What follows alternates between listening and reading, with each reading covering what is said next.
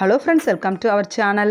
Friends, இன்றைக்கி கொஞ்சம் free time கிடச்சிது. ஸோ மணி பிளான்ட் கட்டிங்ஸ் எடுத்து நம்ம வந்து இந்த தொட்டி சும்மா இருந்ததுனால அதில் வச்சிடலாம் அப்படின்னு சொல்லிட்டு நான் வச்சுருக்கேன் பாருங்கள்.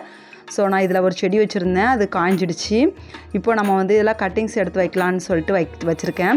இதில் ஆல்ரெடி நான் ஒரு 1.5 மாதம் முன்னாடி நான் இன்னொரு தொட்டியில் வச்ச கட்டிங்ஸ் எனக்கு நல்லா வளர ஆரம்பிச்சிருச்சு பாருங்கள். நான் இதில் வந்து ஒரே ஒரு கட்டிங்ஸ் தான் வச்சேன், சூப்பராக வளர்ந்துட்டுருக்கு. ஸோ அது மாதிரி இந்த தொட்டியில் 2 கட்டிங்ஸ் வைக்கலாம் அப்படின்னு சொல்லிட்டு நான் வச்சுருக்கேன். எப்போவும் மணி பிளான்ட்டோட அடிப்பகுதியில் வேர் மாதிரி குட்டி குட்டியாக வந்திருக்கும். ஸோ அதை வந்து நம்ம மண்ணுக்கடியில் இருக்கிற மாதிரி பார்த்துக்கணும். அப்போமா நமக்கு சீக்கிரமாக வேர் விட்டு வளர ஆரம்பிக்கும். அப்புறமா நம்ம வந்து கொஞ்சம் கோகோ பீட் சேர்த்து ஆற்று மணலில் நான் வந்து ஆற்று மணல் எடுத்திருக்கேன். கார்டன் சாயில் கூட போடலாம், ஏதாச்சும் ஒரு உரம். நான் வந்து மண்புழு உரம் எங்கிட்ட கொஞ்சம் இருந்தது, அதை போட்டு நான் வந்து இந்த மண்ணை நல்ல மேல் பகுதியில் மூடி விட்டுட்டேன், அந்த தண்டெல்லாம் மறையிற அளவுக்கு.